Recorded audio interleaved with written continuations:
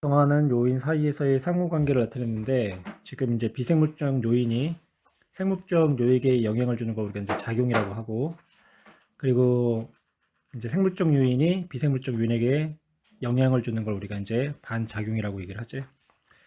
그 다음에 이제 개체군 A는 동일한 종으로 구성되어 있다. 그래서 하나의 개체군은 동일한 종으로 구성되어 있다.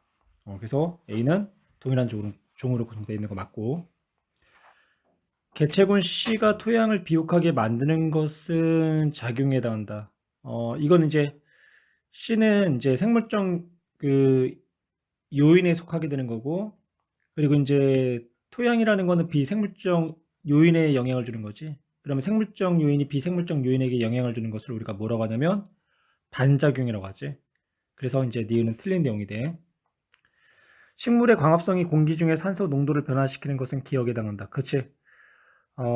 식물이라는 이제 생물적 요인이 광합성을 통해서 대기 중에 산소를 방출하잖아.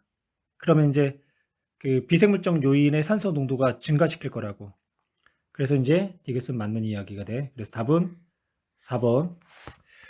2번 같은 경우는 우리가 이제 그 주기적 변동에서 몇 가지를 봤을 거야. 온도, 빛, 그 다음에 이제 계절적. 그래서 이제 이거는 계절적인 요인, 네, 주기적 변동이라는 거, 계절적. 그럼 여기서 이제 영양염류가 높았을 때가 이제 언제 하냐 이거지. 그 영양염류 같은 경우는 유기물이 산소에 의해서 이제 분해가 되면 이제 영양염류로 변한다라고 했어. 뭐 영양염류의 대표적인 게 이제 질산염하고 이제 인산염인데, 얘네들 같은 경우는 이제 그 생산자 이제 녹조를 번식하는 이제 요인이 된다고. 산소는 어떤 환경에서 물에 잘 녹냐면 차가울 때, 그러니까 겨울철에 물에서의 산소의 농도가 높아지고, 그 산소의 농도가 높아진다라는 것은 유기물의 분해가 많다는 얘기고, 그래서 이제 영양염류가 높아진다. 그래서 영양염류가 높아지는 이 구간은 계절적으로 본다면 이제 춥다. 그러니까 겨울이다라고 생각을 할 수가 있겠지. 그리고 이제 빛의 세기가 가장 셀 때가 어디겠니? 한여름. 그러니까 뭐 계절적인 우리가 이제 절기로 따진다면 하지. 이제 6월 중순, 아니 6월 말, 6월 한 22일, 6월 한 22일 정도, 23일 정도에 이제 하지 정도가 될 테고, 그 다음에 이제 수온은 이제 언제가 가장 높냐면 뭐 7월 정도. 그래서 빛의 세기하고 수온이 높은 시기가 이때가 이제 여름 정도의 계절을 갖는다라고 생각을 하면 될 거야. 그 다음에 이제 개체군 이제 가에 대한 이제 이야기인데, 그 개체군 가는 비생물적 요인, 이제 계절적 요인, 다른 말로 이제 비생물적 요인 변화에 대해서 개체군의 크기가 이제 변하는데 단기적 변동을 나타내고 있다고. 그래서 이제 가는 그 영양염류가 풍부하고 빛의 세기하고 온도가 증가하는 조건에서 이제 개체 수가 증가하고, 그리고 영양염류가 이제 부족해지면 따라서 어떻게 돼? 개체 수가 감소하는 이런 이제 주기적 변동을 나타내고 있어. 기억 봅시다. 가는 구간 1에서 환경 저항을 받지 않는다라고 했는데, 그 생태계 생활 공간에서 뭐 먹이나 이런 것들에 대한 환경 저항을 받지 않는 경우는 없지. 그래서 기억은 틀렸고, 니은 구간 2에서 가의 개체수가 감소한 까닭은 반작용에 해당한다고 했는데, 이거는 구간 2를 볼게. 구간 2. 이제 구간 2에서는 빛의 세기하고 이제 온도 조건은 충족이 됐어. 근데 이제 영양염류가 어떻게 됐냐면 부족하단 말이야. 그래서 가의 개체수가 감소한, 이건 뭐냐면 작용에 해당하는 거지. 비생물적 요인이 생물적 요소에 영향을 준. 그치? 그래서 작용이지 반작용은 아니란 말이야. 그래서 니은도 틀린 내용이 되는 거고. 그 다음에 이제 개체군의 밀도를 물어봤는데, 개체군의 밀도 같은 경우는 우리가 어떻게 이제 계산하냐면, 개체군의 밀도, 그 서식 면적, 그죠? 면적. 그러니까 서식하는 면적. 뭐 다른 말로 이제 개체군이 생활하는 공간의 면적을 이제 제곱미터로 놓고, 거기에 따른 개체군의 각각의 개체수, 그러니까 마리수, 뭐 이렇게 나타내면 돼. 그러면 이제 T1하고 T2를 비교했을 때 지금 가의 생활 공간 면적은 동일하단 말이야. 그럼 개체군의 밀도는 개체수가 적은 T1에서가 개체수가 많은 T2보다 어때? 작아야 되겠네. 그래서 답은 디귿만 맞아야 돼. 그래서 답은 2번이 돼야 돼. 그러면 A하고 B는 각각 어떤 개체군의 이론적 생전곡선하고 실제적 생전곡선인데 이제 A가 이론적이 되는 거고, 그리고 이제 B가 이제 환경 저항을 받고 있으니까 이제 실제적 이런 곡선이 돼. 바로 이제 보기를 보면 A는 이론적 생전곡선이다. 맞는 이야기가 되는 거고, 그 다음에 이제 C는 이제 뭐야?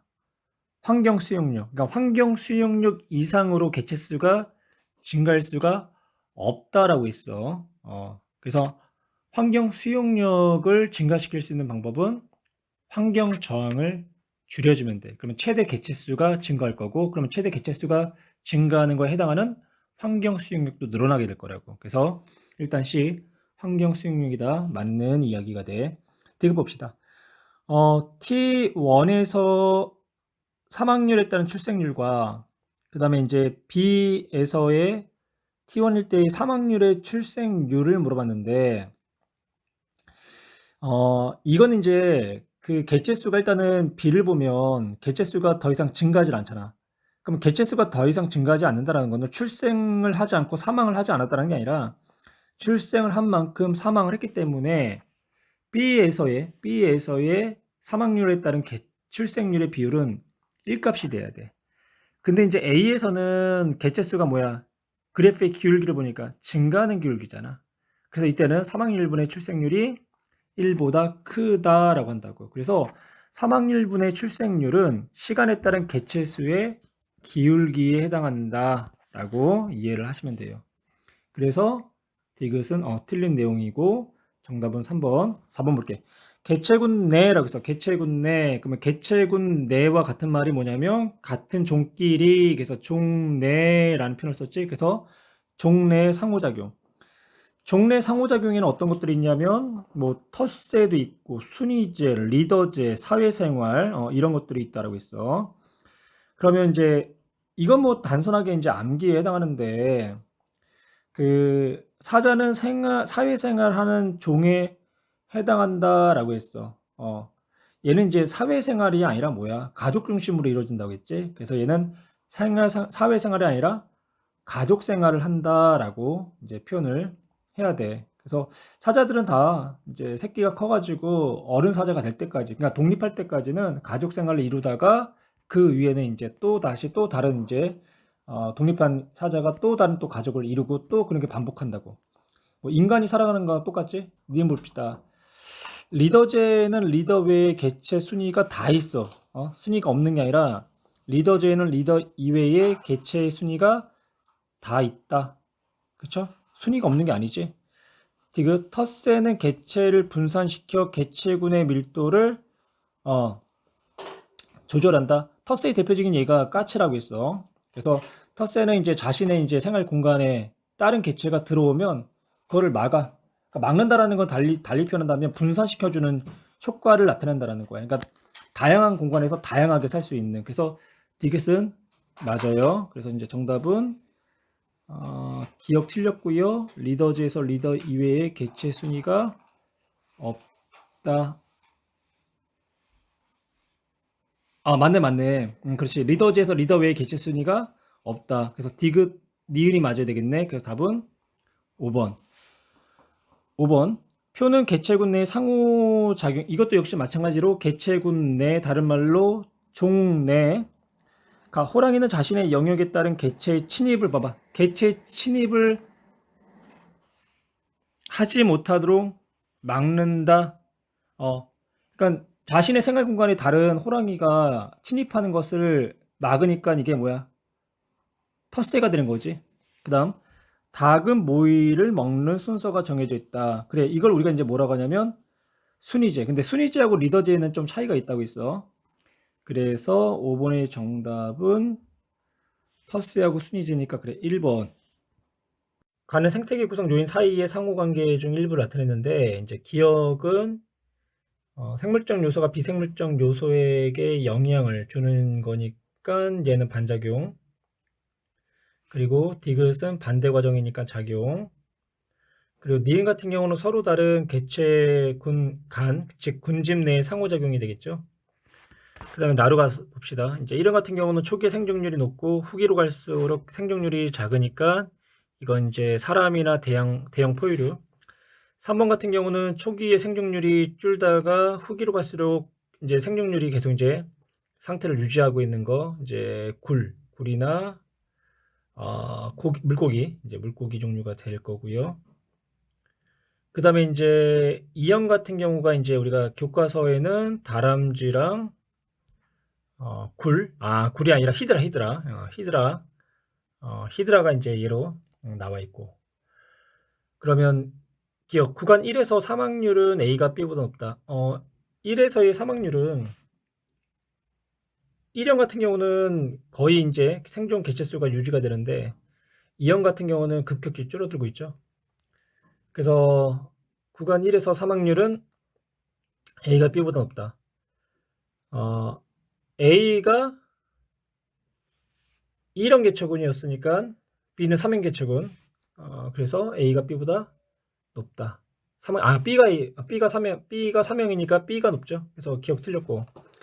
사람의 활동에 의해 지구 평균 기온이 상승하는 것은 이거는 반작용에 대한 예가 되니까 니은은 맞고, 어류가 집단으로 죽어 물속 산소의 양이 줄어드는 것은 이거는 반작용에 대한 예니까 답은 1번만 답이 되겠네.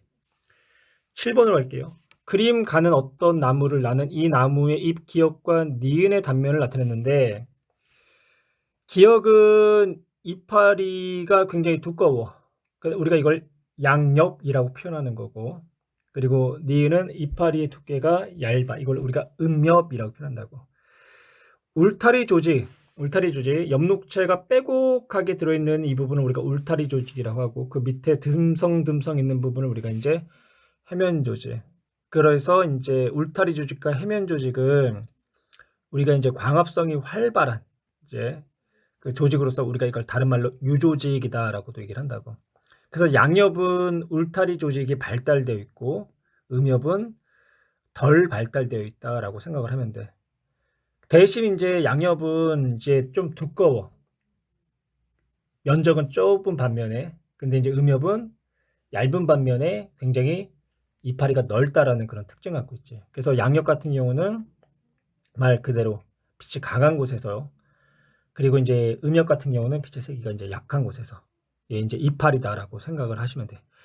그러면 이제 기역 A에 주로 있는 잎이 기역이다. 그렇죠? 빛을 직접 받을 수 있는 부분, 그러니까 양엽이 되겠지. 그래서 기역은 맞는 이야기가 되는 거고. 그 다음에 이제 온도의 영향으로 기역과 니은의 차이가 생기는 게 아니라 이거는 이제 빛의 세기 차이에 의한 거니까 니은은 틀렸고. 잎의 평균 넓이는 음엽이 양엽보다 넓다라고 했어. 그래서 음엽이 기역 양엽보다 넓다. 그래서 정답은 4번이 되겠네요. 세계 구성 요인 사이에 이제 상호관계, 뭐 온도가 될 수도 있고 빛의 세기가 될 수도 있고 뭐 물이 될 수도 있고 여러 가지 이제 요인들이 있을 수 있단 말이야. 그럼 이제 가을이 되면 은행나무 잎이 낙엽으로 이제 떨어진다. 그다음 그럼 간이 이제 뭐야? 이거는 온도의 영향이 되겠지. 사막에 사는 여우는 몸집이 작고 귀와 주둥이의 등 몸의 말단부가 크다. 이것도 이제 온도의 영향. 그 다음에 물에 떠서 사는 불의 옥잠은 뿌리가 잘 발달하지 않고 통기 조직이 발달되어 있다. 얘는 뭐 물의 영향과 관련이 있다라고 보면 되는 거고요. 기역과 니는 모두 생산자에 해당한다. 식물이야, 둘 다. 은행나무, 불의옥장도 식물. 그러니까 생산자에 해당하는 부분이고요. 니은 봅시다. 가에서 다는 모두 작용의 사례가 된다. 그쵸? 모두 이제 비생물적 요인인 온도나 이제 물, 이제 이런 거 이제 영향에 따른 사례가 되니까 작용에 대한 사례 맞고요. 가와 가장 깊은 비생물적 요인은 이제 빛이 아니라 뭐다? 온도에 의한 것이다. 얘를 조금 더 설명을 하게 되면 겨울이 이제 되기 전에 이제 가을이 오잖아. 그러면 그 땅이 온단 말이야. 땅이 오니까 얘네가 그 나무들 같은 경우는 수분 공급이 원활하지가 않아. 근데 이파리가 있으면 이파리의 기공을 통해 가지고 증산작용이라는 게 일어나. 그러면 증산작용을 통해 가지고 체내에 있는 수분이 다 밖으로 빠져나간다고. 그러면 말라 비틀어 죽겠지. 그래서 이제 이파리를 떨어뜨리면서 인맥을 닫아버리는 거야. 그러면 증산작용이 거의 일어나지 않고, 그리고 또한 이제 또 어떤 것도 있냐면, 그 평상시 여름에는 이 광합성을 통해서 만들었던 그 유기물인 포도당을 녹말 형태로 저장을 해. 그런데 이제 겨울이 되면 그 녹말을 다시 포도당으로 분해를 하게 된다고. 그러면 이 나무의 이 체내에 포도당의 농도가 높아져. 즉 체액의 농도가 높아져. 그러면 체액의 농도가 높아지면 한겨울에도 나무가 얼어 죽질 않아. 그걸 우리가 이제 어는 점 내림 현상이라고 하는데, 바닷물하고 강물을 비교했을 때 바닷물이 더 안 얼잖아. 그러니까 그런 현상이야. 그래서 이제 그런 것도 다 온도의 영향에 대한 예가 된다고. 그 다음에 이제 9번으로 넘어갑시다. 9번. 그림은 생태계 구성 요인 사이의 상호관계 중 일부를 나타낸 것이다. 개체군 A와 B는 각각 늑대와 큰 뿔량 개체군 중 하나다라고 얘기를 했어. 그러면 이제 개체군 이제 A하고 이제 B를 보면, 뭐 그림상에서 이제 그 개체군 A를 우리가 이제 어떻게 해석을 해야 되냐면, 뭔가 아까 크기가 어때? 번호가 1번, 2번, 3번 이렇게 매겨져 있면서 뭔가 이게 서열이 있는 것 같지? 서열. 그래서 얘는 이제 순위제, 순위제에 해당하는 부분이다라고 생각할 수 있고, 그래서 이제 순위제의 대표적인 순위제, 끈뿔양, 큰뿔량. 그래서 이제 큰뿔량이 순위제가 되는 거죠. 순위체가 아니라 순위제에 해당하는 거고, 그리고 개체군 B는 뭔가 크기가 서로가 달라. 크기는 서로 다른데 그 안에서 뭔가 계속 이제 상호작용이 일어나는 것 같아. 그러니까 이거는 이제 서열이 없는 그런 이제 뭔가 순위다. 그러면 이제 서열이 없는 순위라는 거는 이제 리더제에 이제 해당할 거라고.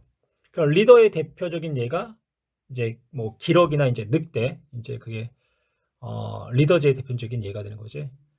그래서 이제 A는 큰 뿔량 개체군이다. 그치? 순위제의 대표적인 예니까 맞는 이야기가 되는 거고, 니은 기억은 리더제에 해당한다. 그쵸? 기억은 늑대 개체군의 한 개체가 리더가 돼가지고 그 개체군을 이끌어 간다고. 얘네는 먹이나 이제 번식에 대한 순위가 없다라고 했어. 그쵸? 그래서 이제 순위제와 이제 리더제의 차이점. 그래서 님 맞고, 개체의 순위는 A4가 A1보다 높다. 지금 이거는 우리가 이제 크기를 보면 되잖아. 그래서 크기가 가장 큰 애가 A4가 가장 크고요. 1번. 그 다음에 3이 두 번째로, 아니구나, 2가 두 번째로 크구나. 2가 두 번째로 크고요. 그 다음에 3, 그 다음에 1. 그래서 이제 4가 1순위, 2가 2순위, 3이 3순위, 4가 이제 4순위가 되겠네. 그래서 4가 1보다 크다. 그래서 정답은 5번이 되겠네요.